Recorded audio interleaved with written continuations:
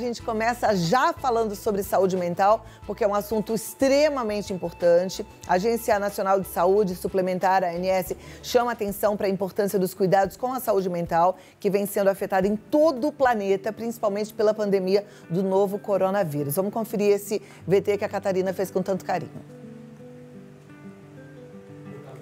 Não está no ponto? Tudo bem. Tá tudo bem, tá tudo sob controle, né? Já, então, a gente vai assistir, sim, a esse VT. Agora, então, vamos lá, pode soltar. Janeiro Branco é uma campanha com o objetivo de chamar a atenção da humanidade para as questões e necessidades relacionadas à saúde mental e emocional das pessoas e das instituições humanas.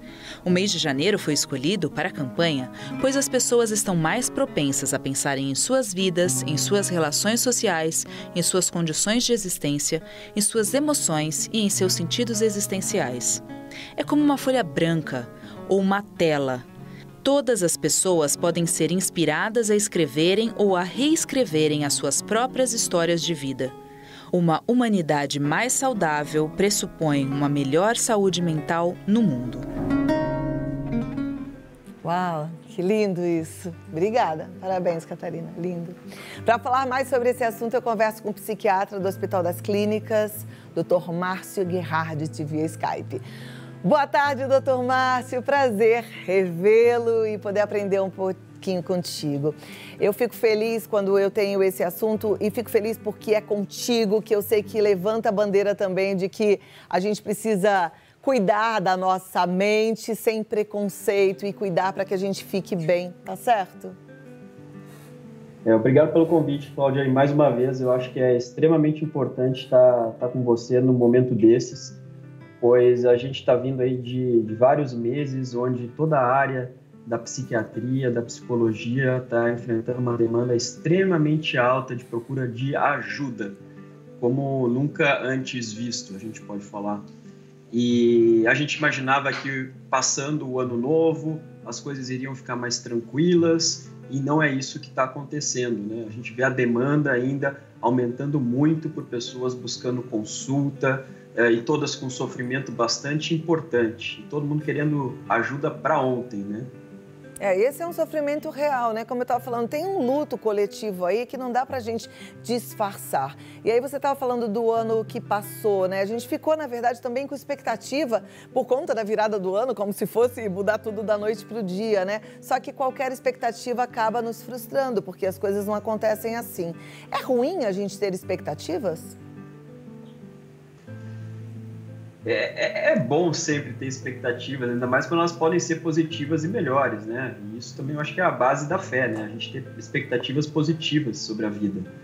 Agora, eu acho que, baseado nisso, até complementando isso que você falou, o que tem ocorrido é que, além desse luto coletivo que você está descrevendo, existe uma sensação de tensão coletiva, eu diria, né? E isso tá em tudo. Estava aí no momento das comemorações, que não foram comemorações de final de ano, né? De início de ano. Tá todo mundo tenso, tá todo mundo preocupado. E mais, as pessoas não conseguem ver o fim da atual situação. Isso que gera muita angústia e tem sido motivo de busca de tratamento por sintomas de ansiedade importantes. Perfeito. Você falou de ansiedade. Normalmente, essa doença, eu vou falar de depressão lá na frente, mas ela começa com desconforto, né? Esse desconforto, que é aquele friozinho na barriga, aquela leve falta de ar, isso caracteriza uma ansiedade? Sem dúvida. E eu acho que num contexto que a gente está vivendo, não é só um friozinho na barriga. As pessoas já estão chegando com um aperto no peito, com sensação de aflição muito grande, com estarem se emocionando mais fácil, com humor mais sensível, que são todos sinais que, no fim das contas, todos nós pagamos algum tipo de pedágio pelo ano passado, por todos esses acontecimentos mais pesados, né? E a maior preocupação nisso tudo é que isso possa evoluir para um quadro efetivamente de depressão, porque sim, é assim que as coisas começam, né? O enfrentamento de um desgaste, de um estresse que está durando mais tempo. É assim que o dano se forma, né? E aí eu fico pensando que a coisa pode ficar pior, né? Porque se a gente está vivendo hoje o drama da pandemia, da crise econômico-financeira, da dúvida em relação à vacina, e aí se vem uma doença junto que muitas vezes é incapacitante, quer dizer, você piorou ainda o quadro. O que a gente pode fazer para tratar, talvez, esse início de sintomas ou até mesmo já uma depressão instalada? Eu acho que assim como o próprio coronavírus, né, um dos principais segredos para enfrentamento dos problemas emocionais decorrentes desse momento que a gente está vivendo é buscar ajuda o quanto antes. Né? Não pensar, não, eu só estou um pouquinho triste, só estou um pouquinho aflita, só estou algumas noites sem dormir, o que tem sido uma queixa extremamente comum, problemas de sono também. Então, não deixa isso crescer. Vamos procurar ajuda o quanto antes. Bate papo com um psicólogo, com um psiquiatra. Hoje em dia está tudo muito fácil acesso via as plataformas online. Todos os bons profissionais estão atendendo online, né? E eu acho que a dica, além de buscar ajuda imediata, passa também, Cláudia, por dosar o quanto que a gente está colocando para dentro desse monte de notícias ruins que a gente vê todo dia. Né? Que evidentemente o nosso papel perante disso ainda é pequeno, a gente tem que contribuir para a coletividade, tomar as medidas de distanciamento social e tudo, mas absorver excessivamente esse tipo de notícia, ver notícias repetidas e repetidas ao longo do dia, leva as pessoas a praticamente um pensamento obsessivo sobre o assunto que gera muito ansiedade. Gera insônia, gera preocupação o tempo inteiro e isso leva a pessoa a não funcionar bem. Então, tudo bem da gente não ficar grudado nos noticiários, né? Outro dia, uma telespectadora me cobrou e falou, puxa, você quase não fala do Covid-19. E eu penso que o meu papel aqui é outro. A gente tem os noticiários que já falam e eu quero levar aqui soluções para que as pessoas, apesar de, consigam ter uma vida melhor, que esse é o intuito do programa, né? Então, tudo bem da gente ter os nossos escapes, é importante. É importantíssimo, né? Eu sempre falo que uma boa saúde mental tem a ver muito com uma questão de nutricionista, mas não no sentido do que a gente come para alimentar o estômago, mas no que a gente absorve para alimentar o nosso cérebro. O que você está dando para o seu cérebro processar todo dia? Isso também precisa de um certo equilíbrio, né? Você precisa balancear notícias reais, que não são às vezes muito agradáveis, com notícias que realmente te façam bem, que te façam ter um momento de lazer, de desligamento dessa realidade tão difícil que a gente está vivendo. E, além disso, manter uma rotina em casa. Tente comer bem, tente falar com seus amigos, tente fazer algum tipo de exercício. As pessoas precisam de rotina para enfrentar esses momentos mais difíceis. Perfeito. Agora, tem pessoas que estão sofrendo um luto, não o coletivo, mas um luto real, que perderam outras pessoas, né? Aqui no Brasil, a gente, infelizmente, chegou a uma marca muito alta de pessoas que morreram por conta da Covid. Quer dizer, isso afeta muita gente. Eu fico pensando, 200 mil pessoas, se cada uma tem 4 pessoas que o amava, a gente está falando de 800 mil pessoas sofrendo. Então, eu queria que a gente falasse daqui a pouquinho, daqui a 2 minutos, sobre como enfrentar o luto real, a saudade, a perda. O que é que a gente faz para enfrentar isso com sabedoria, tentando manter a saúde mental? Me dá 2 minutinhos e a gente volta? Perfeito. Combinado, então. A gente está falando sobre saúde mental, a gente está num mês que visa uma campanha de combate às doenças mentais, né? Fazendo a prevenção e o cuidado, né? Levantando aí a bandeira contra o preconceito. Eu deixei aqui, já batemos um papo sobre a situação geral, mas deixei aqui uma missão para o Dr. Márcio, que é a gente falar um pouquinho sobre luto, o luto real. As pessoas perderam pessoas e estão sofrendo. Isso é normal, faz parte da vida, né? Sofrer pela saudade de alguém que se foi. Total. Acho que é muito importante a gente falar isso, pois, como você falou, né? Mais de 200 mil brasileiros, né? Cada um, como você falou, pode ter mais de um familiar querido, então isso aí multiplica. É uma população enorme que pode estar passando por esse tipo de dificuldade agora. Eu acho importante caracterizar o que é luto normal e quando que isso pode se tornar alguma coisa mais preocupante, porque as pessoas geralmente não têm esse tipo de conceito. né? Você pode imaginar que a dor é natural e assim por diante. Mas a gente tende a encarar como um luto normal aquele que acontece principalmente nos 2 primeiros meses pós o evento da perda e envolve algum tipo leve de disfunção naquilo que a pessoa tinha como rotina para o seu dia a dia. Por exemplo, ela não consegue trabalhar tal quanto antes, levemente, mas ela vai ao ambiente do trabalho, ou permanece nas reuniões e tudo, com alguma dificuldade leve, certo? Quando esse processo dura mais de 2 meses e é associado a algum tipo de disfunção, dificuldade para fazer as tarefas diárias, associado a sintomas de tristeza muito importante, prejuízo de sono e também dificuldades cognitivas, a gente já recomenda uma consulta com um psiquiatra para provável início de um tratamento com alguma medicação para facilitar esse processo e para a pessoa não ficar tão disfuncional assim. Ok. Explica para quem não sabe o que seria essa dificuldade cognitiva, doutor, por favor. A dificuldade cognitiva associada a uma depressão, ela tem muito a ver com falhas de memória, tá? São brancos que a pessoa tem de forma recorrente para lembrar nomes, para se localizar onde está, para lembrar de tarefas que ela tinha agendado. E são coisas importantes, não são brancos que são normais aí na nossa vida, que às vezes a gente esquece mesmo. É um contínuo. Então a pessoa realmente passa a não funcionar direito. E paralelamente ela tem uma dificuldade de concentração muito forte. Por que isso acontece, Cláudia? Eu gosto sempre de explicar as coisas que as pessoas absorvem melhor a informação. Porque como a mente de alguém que está no momento desses mais difícil, ela está tomada por pensamentos mais negativos e geralmente pessimistas, esses pensamentos eles têm uma capacidade um tanto que magnética para atrair a nossa atenção. E com isso rouba a sua atenção do que você realmente deveria estar fazendo, que era ou o seu trabalho, ou dar atenção aos seus filhos, ou mesmo ler um livro. Você não consegue, por quê? Porque a sua mente ela vai para outro lugar. Então, isso é um sintoma muito importante. E geralmente com um tratamento medicamentoso desaparece. E não demora muito, não. Ótimo. Você falou de tratamento medicamentoso. As pessoas ainda têm preconceito do medicamento, principalmente quando ele é um medicamento para depressão. E eu queria que você falasse um pouquinho sobre isso, porque depressão, você sempre fala que é uma doença que exige um tratamento multidisciplinar, que passa muitas vezes pela medicação, né, doutor?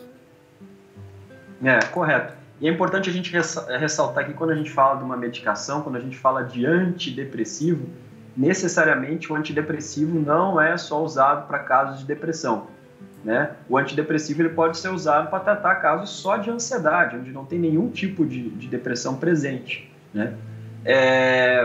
O que eu gosto de explicar também é que essa questão do preconceito contra a medicação ela deve ser combatida de forma muito, muito forte.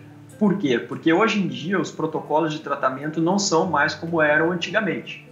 Antigamente, geralmente, uma vez que você entrava num antidepressivo, era praticamente uma sentença que você teria que usar o mesmo para o resto da vida, certo? A gente conhece alguns exemplos que levam isso até hoje.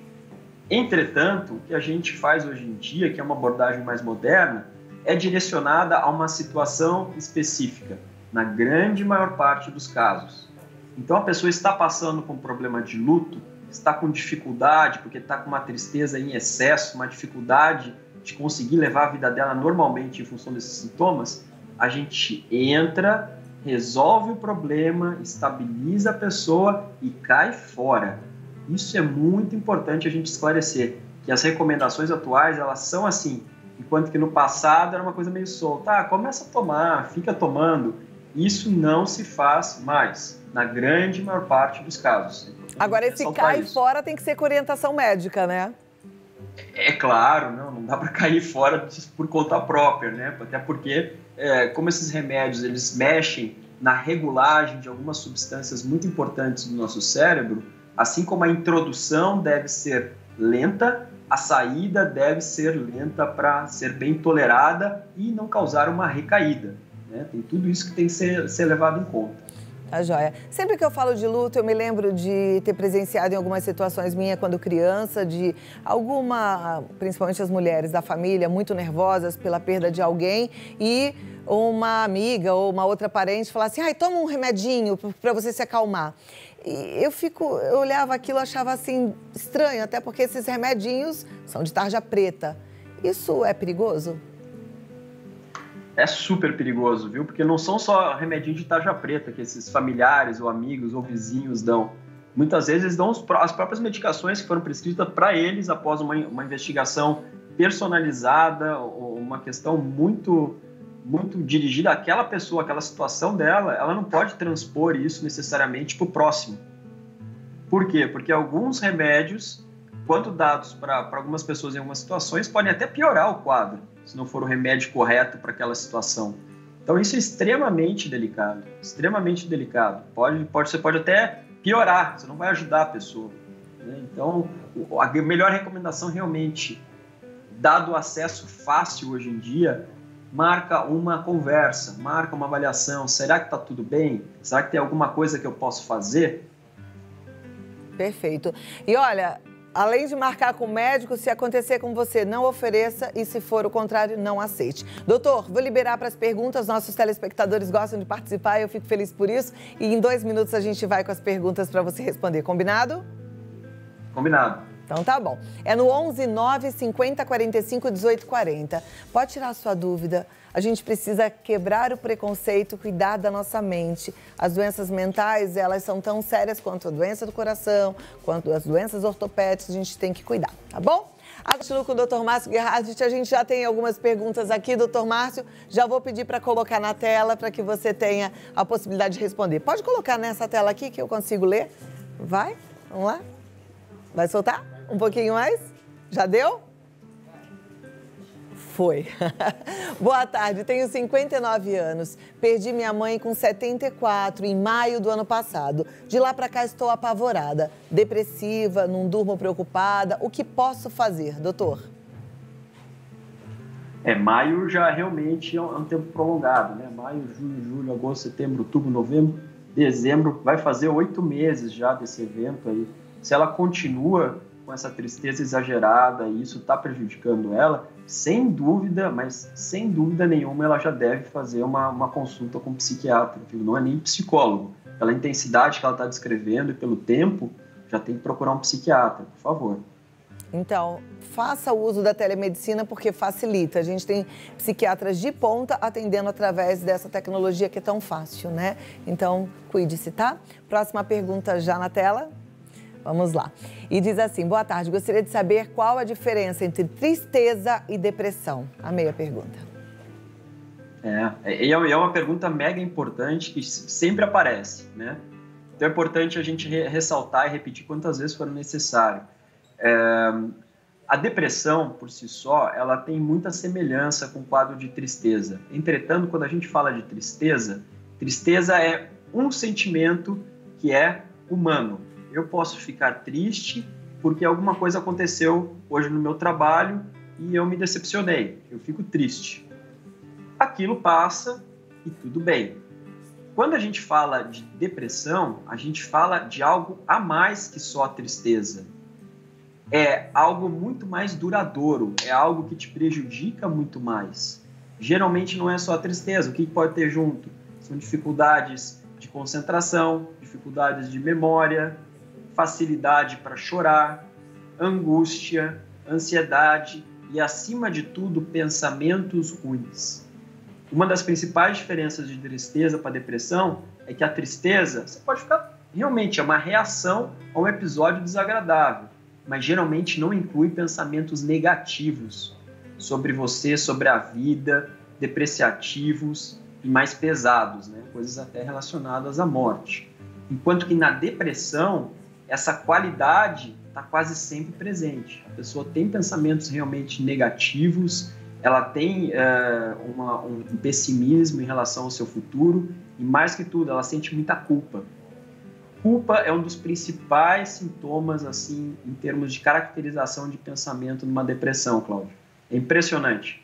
Não existe quadro de depressão grave ou moderada sem ter um pensamento de culpa ali patológico orbitando. Nossa, que interessante isso. É bom aí quem está sentindo esses sintomas prestar atenção, ver de que forma você se sente culpado. É bom fazer essa reflexão. Doutor, você falou é curioso porque... Pode falar.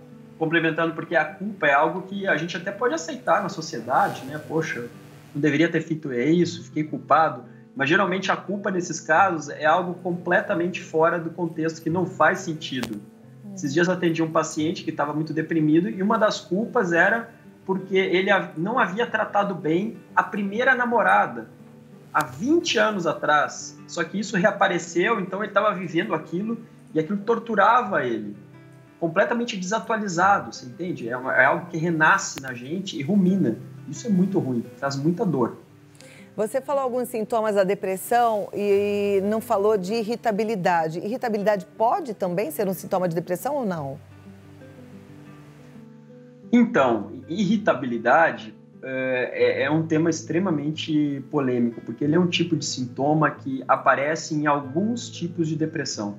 Tanto é que a gente costuma falar, é uma depressão irritável ou uma depressão que é o oposto disso, que a gente chamaria de uma depressão sem energia.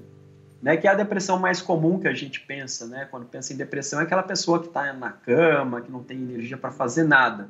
Mas existe sim essa depressão irritada. Uma coisa importante da gente ressaltar aqui é que essa depressão irritada, geralmente ela é tratada de uma forma diferente do que a depressão que só está sem energia. Então, aquela questão que a gente já conversou algumas vezes sobre a importância de tratar os tipos da depressão com muito cuidado, porque eles recebem tratamentos farmacológicos diferentes, é de extrema importância. Perfeito. Bom, nosso tempo chegou ao fim, queria só te deixar mais um minutinho, se você quiser complementar mais alguma coisa, para a gente fechar aí o nosso bate-papo sobre o Janeiro Branco. Cláudia, eu acho que mais do que nunca é importante a gente fazer esse chamado à população para cuidarem mais da sua saúde mental, não só a sua, mas também das pessoas que compartilham a sua residência, as pessoas que você ama, que você tem próximo, porque dadas as circunstâncias, todos nós estamos sendo submetidos a eventos completamente extraordinários, atípicos, e todos estamos juntos nessa. Está todo mundo mais triste do que o normal, está todo mundo mais tenso e preocupado do que o normal. Entretanto, isso tem limite. O que é para caracterizar uma normalidade? Né? Estamos tensos, mas estou conseguindo fazer as minhas coisas. Tudo bem. Agora, se você começar a ter dificuldade de fazer suas coisas, ficar só pensando nesse assunto, ficar muito negativo, ter dificuldade de dormir, já busque ajuda o quanto antes, porque é mais fácil de tratar quando está no início.